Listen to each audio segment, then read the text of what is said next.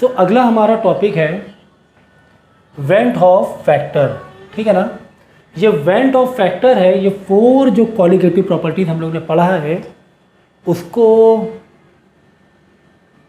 Change कर रहा है, ठीक है ना। वेंट ऑफ फैक्टर क्या कर रहा है, जहाँ पर तुम खुश थे, जो 4 क्वालिटेटिव प्रॉपर्टीज में जो तुमने फॉर्मूला लगाया था और तुम खुश थे, ये वेंट ऑफ फैक्टर तुम्हारी खुशी को थोड़ा सा डिस्टर्ब करेगा, थोड़ा सा डिस्टर्ब करेगा।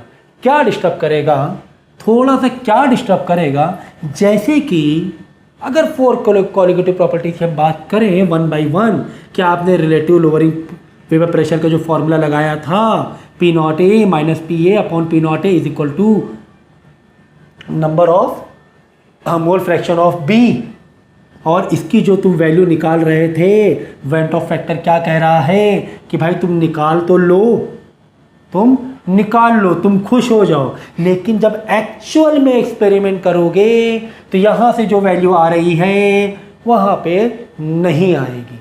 मतलब कि जो तुमने वेपर प्रेशर निकाला, जो भी तुमने वेपर प्रेशर निकाला या मोल फ्रैक्शन यहाँ से निकाले इस फॉर्मूले से वेंट ऑफ फैक्टर कह रहा है भाई जब तुम एक्चुअली में, जब रियल में तुम एक्सपेरिमेंट करोगे तो ये आंसर नहीं आने वाला है।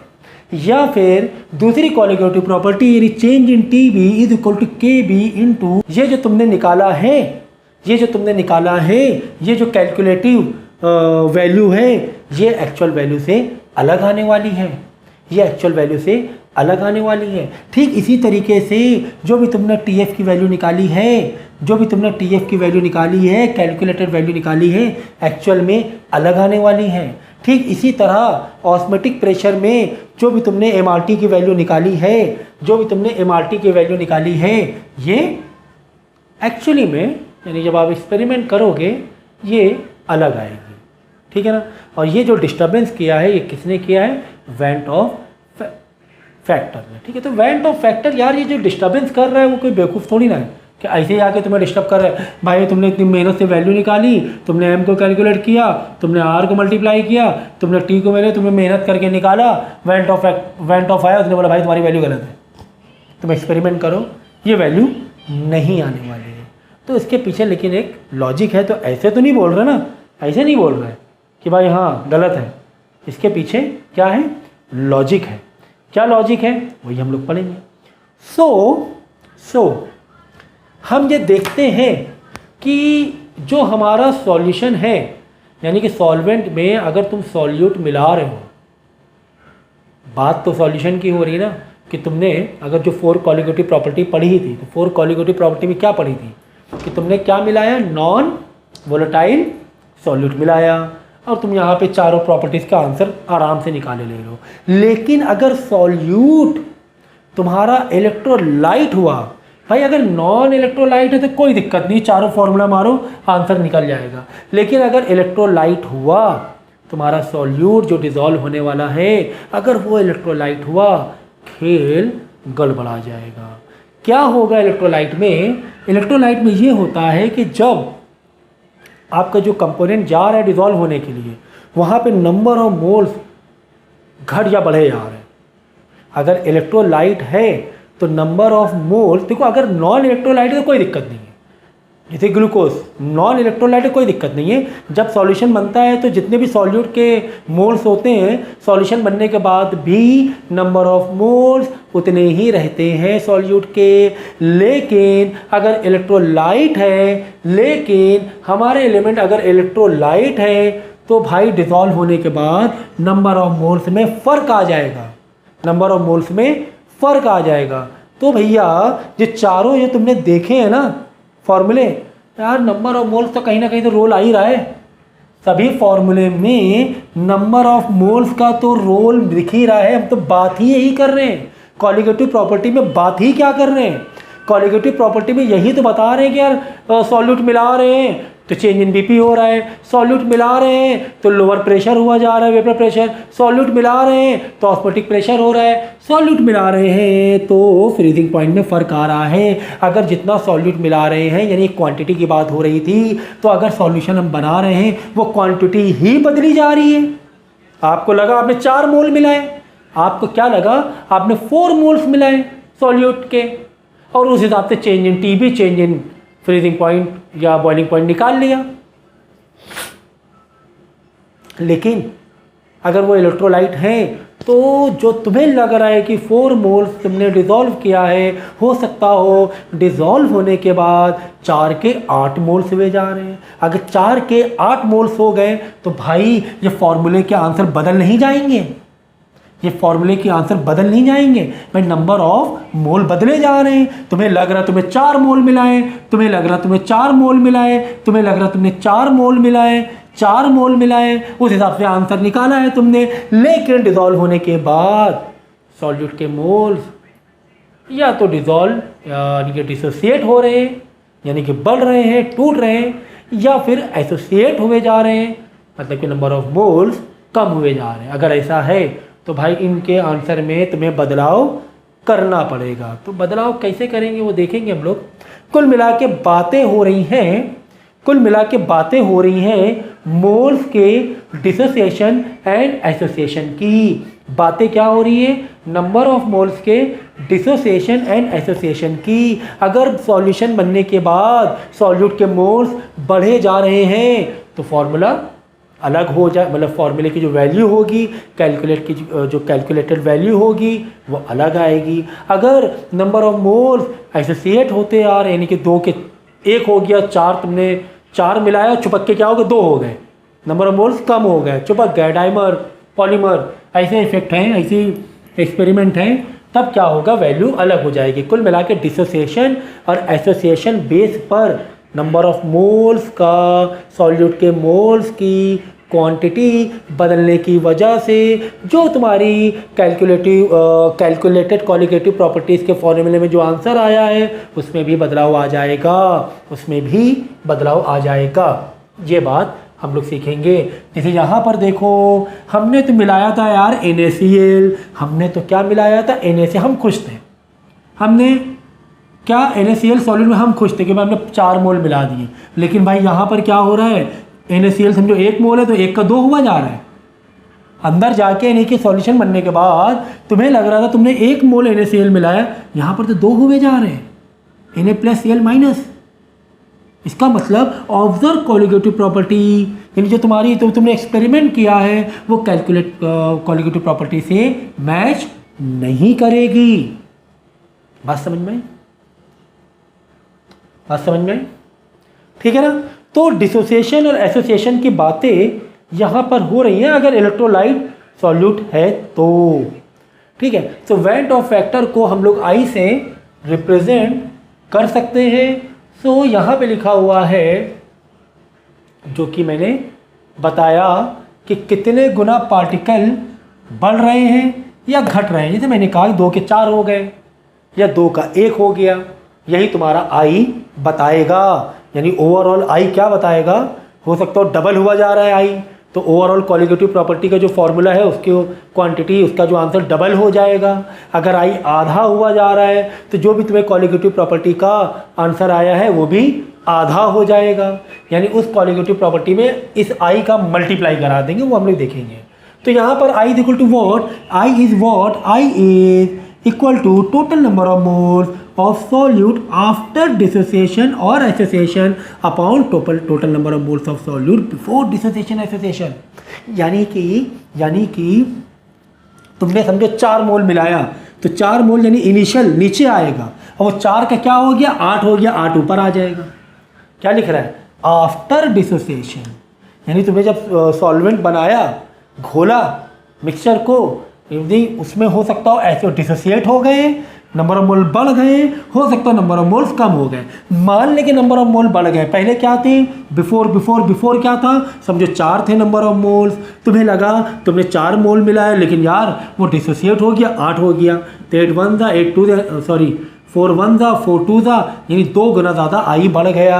I की वैल्यू 2 आ गई, इस I की वैल्यू 2 को मल्टीप्लाई करा दोगे उस क्वालिटेटिव प्रॉपर्टी से, जो भी तुम्हारा फॉर्मूले है ना, जो भी 4 फॉर्मूले हैं क्वालिटेटिव प्रॉपर्टी से I का मल्टीप्लाई करा देना तो सही वैल्यू आ जाएगी। सही है, सही है सर, सही है।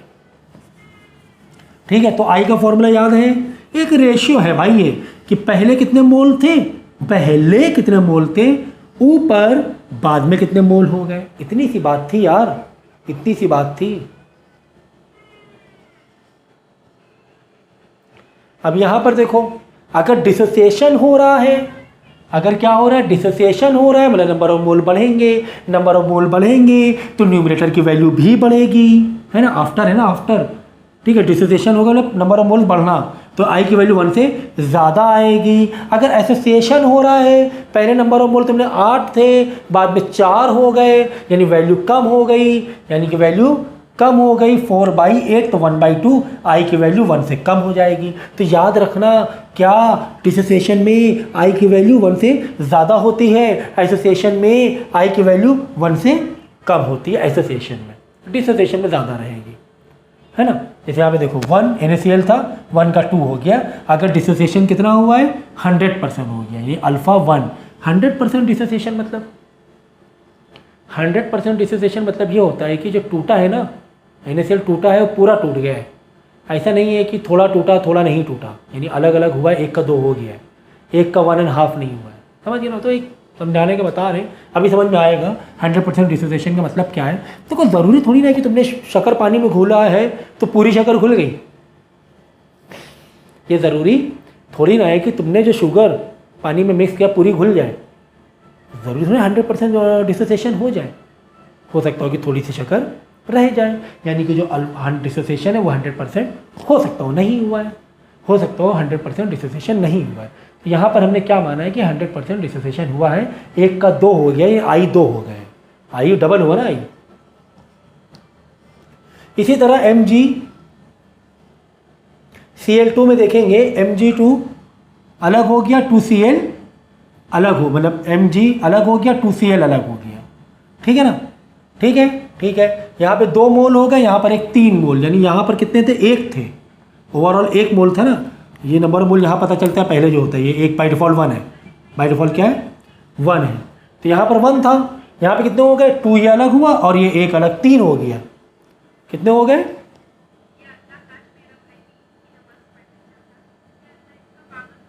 3 हो गया, ठीक है ना। तो आई कितना हो जाएगा, देखो आफ्टर डिसोसिएशन 3, अब बिफोर क्या था 1 था, ये बिफोर है या आफ्टर है, 3/1 मतलब आई 3 हो गया, आई क्या हो गया 3 हो गया। यहाँ पर आई 5 हो रहा है, हाँ Al2SO4, अब बाहर 3 लगा हुआ है, 2L में बन रहा है, 3SO में बन रहा है, 2 L के मोल है और SO के 3 मोल है, 5 हो गए, यानी कि बिफोर और आफ्टर, आफ्टर 5 है, ऊपर न्यूमरेटर में आफ्टर होता है, बाद में कितने बने, पहले कितना था, ओवरऑल 1 था, पहले कितना था, ओवरऑल 1 था, सही है। तो कॉलिगेटिव प्रॉपर्टी क्या होगी, ऑब्जर्वेशन में बढ़ जाएगी, क्योंकि तुम आई को मल्टीप्लाई कराओगे, जो भी तुम्हारा फॉर्मूला है, चाहे वो लोअरिंग प्रेशर का हो, चाहे वो फ्रीजिंग पॉइंट का हो, चाहे वो बॉइलिंग पॉइंट का हो, 5 से तुम मल्टीप्लाई करा दोगे, पूरे फॉर्मूले को जस्ट आई से मल्टीप्लाई करा देना, तो ऑब्जर्वेशन वाली प्रॉपर्टी ज़्यादा नहीं हो जाएगी, जो तुमने ऑब्जर्व किया सही किया तुमने, ठीक है ना। कॉन्सेप्ट समझ में आया वेंट ऑफ फैक्टर का, यही कॉन्सेप्ट है, ठीक है। थोड़ा सा आपको अल्फ़ा में हो सकता है दिक्कत हो कि जो घुल रहा है, जो डिसोसिएट हो रहा है वो 100% हो रहा है कि 80% हो रहा है, वहाँ पे थोड़ा सा तुम्हें लग सकता है, वहाँ पे दिमाग थोड़ा लगाना पड़ सकता है, ठीक है। अल्फ़ा मतलब क्या होता है, 1 मोल में से कितने मोल डिज़ोल्व हुए वो होती है अल्फ़ा, ठीक है ना, वो होता है अल्फ़ा, सही है, सही है। तो अल्फ़ा का फॉर्मूला आप इस तरह रख लो डिसोसिएशन का, यानी कि आई का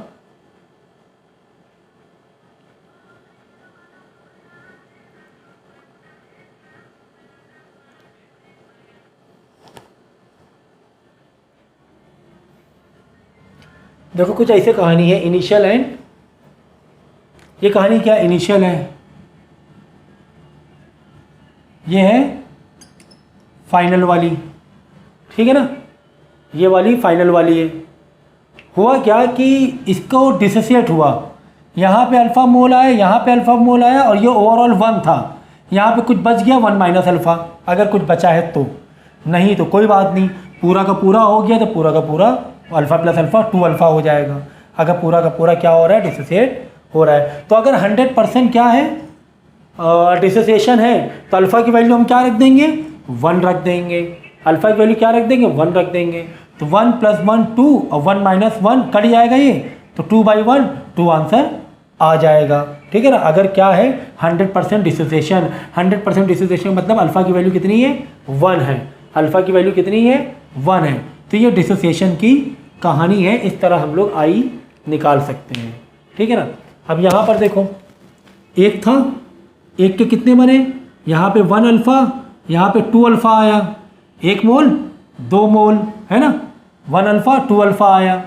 ठीक है, तो हमारा फॉर्मूला क्या 1 - अल्फ़ा + 2 अल्फ़ा। ऐसे देख लो भाई, इन सबको ओवरऑल लगा दो। यहाँ पर देखो ये इनिशियल प्लस फाइनल, तो इनिशियल क्या 1 - अल्फ़ा, 1 - अल्फ़ा, एक में से कुछ टूट के गए, यहाँ पर 1 अल्फ़ा ये हो गया, 2 अल्फ़ा ये हो गए अपॉन 1।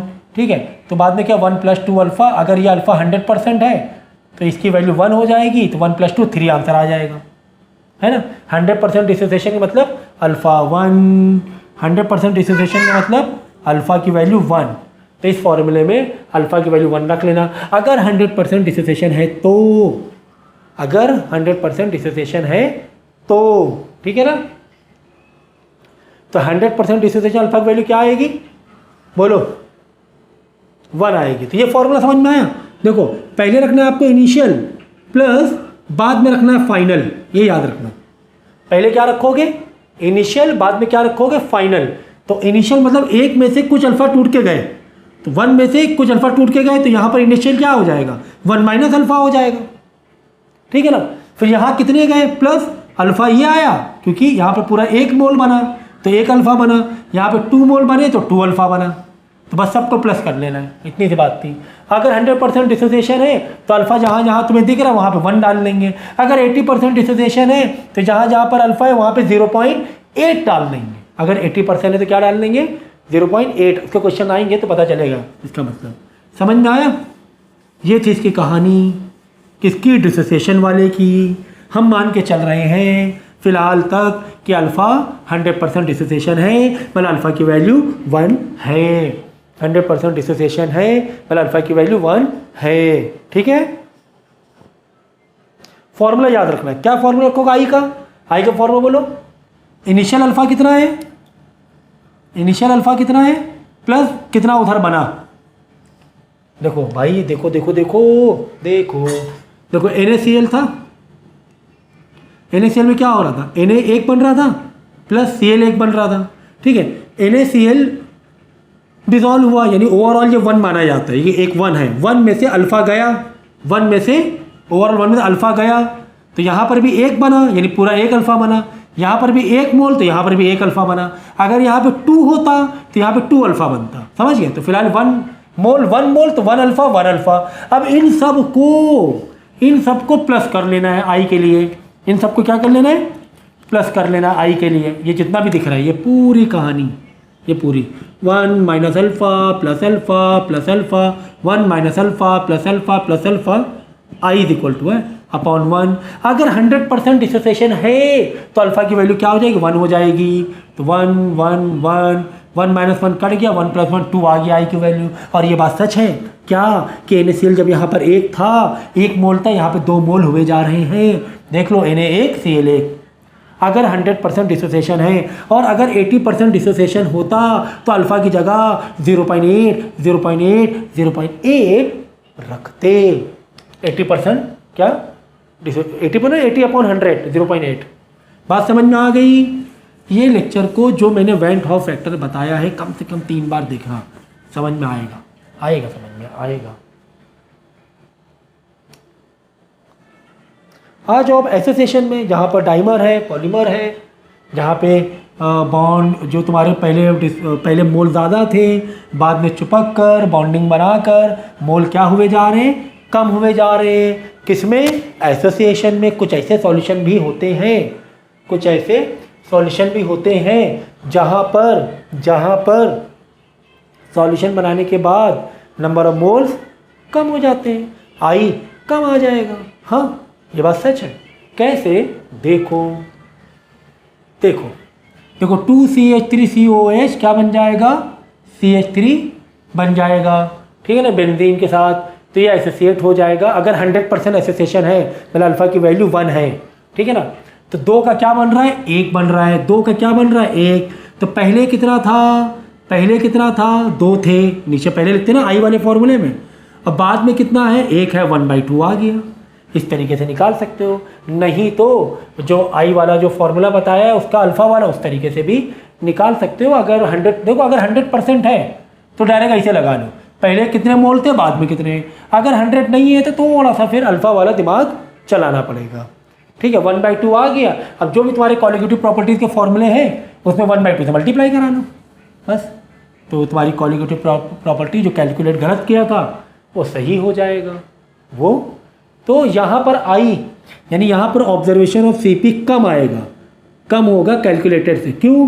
क्योंकि आई क्या होगा, 1 से कम होगा और वो कॉलिगेटिव प्रॉपर्टी को कम कर देगा। कॉलिगेटिव जो प्रॉपर्टी है उसको क्या कर देगा, कम कर देगा। ऑब्जर्वेशन वाला कम हो जाएगा, ऑब्जर्वेशन वाला कम हो जाएगा, ठीक है ना। क्योंकि I/2 आई जो रहेगा 1 से कम रहेगा। 1 से कम में किसी से मल्टीप्लाई कराओगे, कोई भी वैल्यू को 1 से कम में मल्टीप्लाई कराओगे तो वैल्यू कम हो जाती है, तो ऑब्जर्वेशन वैल्यू कम हो जाएगी। कब? एसोसिएशन में। सही है, सही है, ठीक है। तो यही है डिग्री ऑफ एसोसिएशन। अल्फ़ा वाली कहानी यहाँ पर भी आ गई, अल्फ़ा वाली कहानी यहाँ पर भी आ गई कि यहाँ पर 1 था, ओवरऑल 1 माना जाता है। अल्फ़ा टूट के गए तो अब कितना बचा, 1 माइनस अल्फ़ा। ये साइड 1 में से टूट के गए ना उधर, 1 माइनस अल्फ़ा।